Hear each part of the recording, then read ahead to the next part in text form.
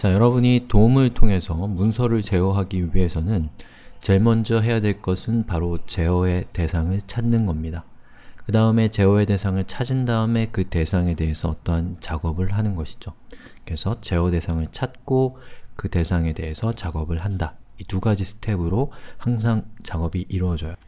자, 그럼 제어 대상을 찾는 방법은 무엇이냐면, 자, 기본적으로 여러분들이 HTML 문서를 만들면 각각의 태그들을 바탕으로 해서 브라우저가 웹페이지를 만드는데요. 그 과정에서 각각의 태그에 해당되는 객체들을 또한 만들어 놓습니다. 브라우저가. 그럼 여러분이 작업을 하려면 바로 그 브라우저가 만들어 놓은 객체를 찾아내는 방법을 먼저 익히셔야 되는데요. 그 방법은 여러 가지가 있는데 이번 시간에 살펴볼 것들이 이 주요한 방법들이라고 할 수가 있습니다.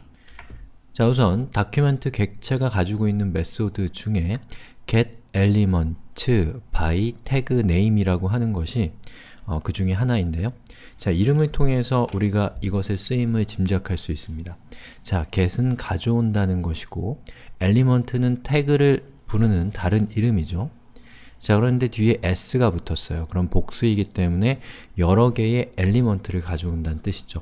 무엇을 통해서 가져오나요? 바로 태그의 이름을 통해서 가져온다는 뜻입니다. 자, 그러면 코드를 한번 살펴보죠. 자, 여기 보시면 이렇게 ul이라고 하는 리스트의 엘리먼트가 이렇게 있습니다. 자, 이 엘리먼트에서 제가 다른 파일을 열어서 바꿨습니다.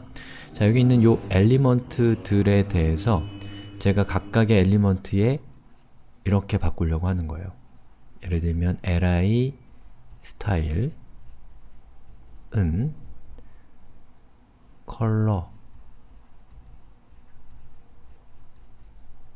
자, 마치 태그를 이렇게 작성한 것처럼 여기 있는 요 li라고 하는 저 엘리먼트를 자바스크립트를 이용해서 변경하려고 하는 겁니다.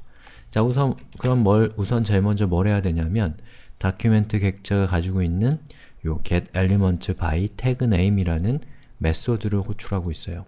그러면 이 다큐멘트 객체는 무엇을 의미하죠? 이 문서 전체를 의미하는 객체라고 했을 때 이 문서 전체에서 태그의 이름이 li인 엘리먼트들을 가져와서 그 결과를 리턴해 주는 메소드입니다.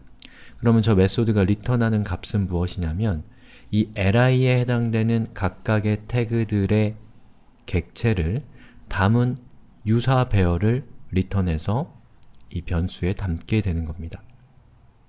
자, 유사 배열이라는 표현을 쓴 것은 정확하게는 배열이 아니지만 배열과 유사하게 작동한다는 뜻에서 유사 배열이라는 표현을 쓴 겁니다.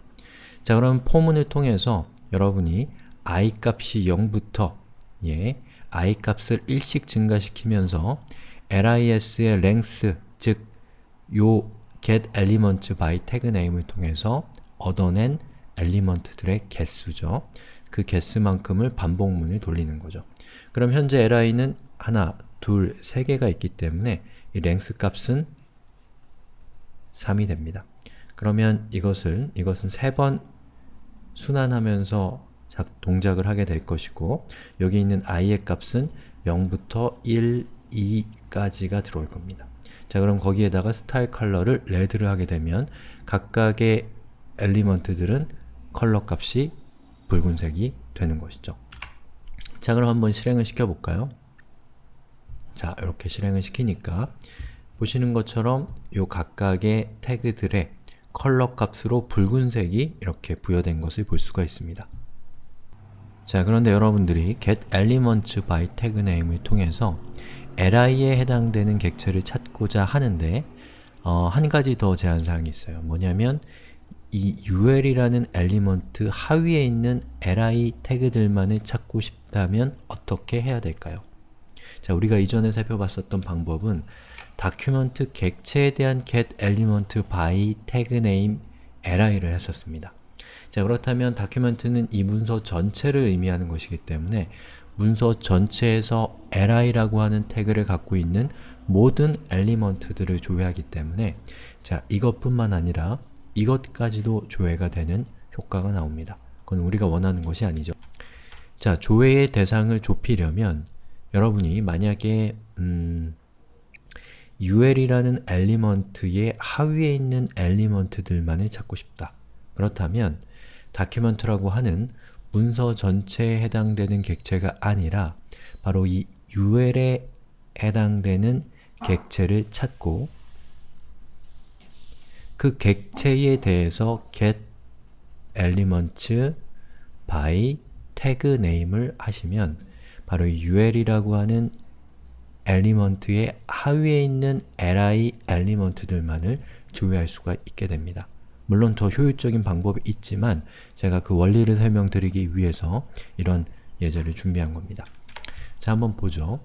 보시는 것처럼 document element에 get element by tag name을 할 때 ul을 하게 되면 바로 이 ul이라고 하는 태그를 갖고 있는 모든 엘리먼트들을 조회하는 결과를 갖게 되는 것이죠. 자, 그렇게 해서 나온 결과가 제가 지금 강조 표시한 만큼입니다. 자, 거기에다가 보시는 것처럼 대괄호 하고서 0을 하게 되면 자, 제가 지금 강조 표시한 부분이 실행된 결과는 엘리먼트들의 리스트를 담고 있는 배열이죠. 그 배열의 0, 첫 번째 인덱스에 해당되는 값을 가져와서 그것을 ul이라고 하는 변수에 담은 겁니다. 그러면 바로 여기 있는 요 엘리먼트, 여기 있는 이 ul 태그에 해당되는 객체가 이 ul이라는 변수에 담기게 돼요. 자, 그 상태에서 ul.getElements by tag name li를 하게 되면 바로 이 ul이라고 하는 태그의 하위에 존재하는 li 태그들만을 조회할 수가 있게 되는 겁니다. 자, 그럼 그 상태에서 제가 이것을 실행을 시켜보면